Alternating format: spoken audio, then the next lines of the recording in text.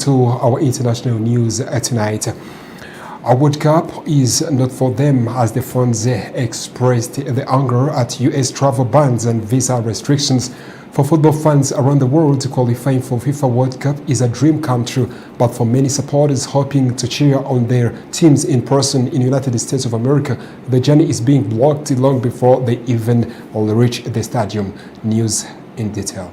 For football fans around the world, qualifying for the FIFA World Cup is a dream come true.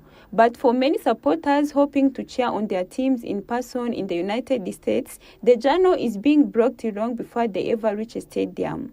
Among them is Iraq football fan Abdul Anan. When Iraq secured the historic place to the World Cup at the end of March, Anan immediately purchased tickets to watch his country's matches against Norway and France in Boston, Philadelphia.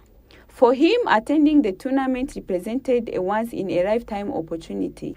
He says nothing compares to the feeling of standing in a stadium, surrounded by fellow supporters, cheering for his nation team. Iraq has only qualified for the World Cup twice in its history, making this moment especially significant for fans. But despite having match tickets, Anan has been unable to obtain a visa to enter the United States. The problem began after rising tensions in the Middle East led the United States to suspend routine cancer services in Iraq. As a result, Iraq citizens can no longer complete the required visa interview process within their own country. Determined not to miss the tournament, Anan traveled to neighboring Jordan for a visa appointment. However, he was informed that because he was not a Jordanian citizen, the embassy there could not process his application. After spending nearly $1,800 on travel and tickets, Anan ultimately abandoned his efforts. His experience reflects a wider issue affecting football supporters from several nations. According to analysis by the BBC World Service, fans from more than a quarter of the countries participating in the World Cup are facing travel bans, stricter visa requirements, or unusually higher visa rejection rates. Countries including Haiti, Iran, Senegal, and Ivory Coast are among those countries affected by visa restrictions introduced under President Donald Trump's immigration policies.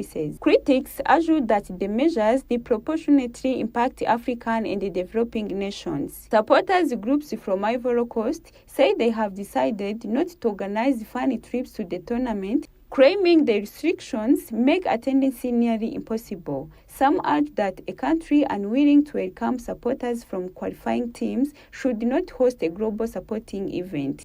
While citizens of 42 mostly wealthier countries can apply online through a visa waiver system, many fans from Africa and other regions must pay significantly higher fees and attend in-person interviews. For supporters like Abdul Anan, the theme of watching their team on football's biggest stage remains out of reach, not because of the game itself, but because of the barriers standing between them and the stadium gates.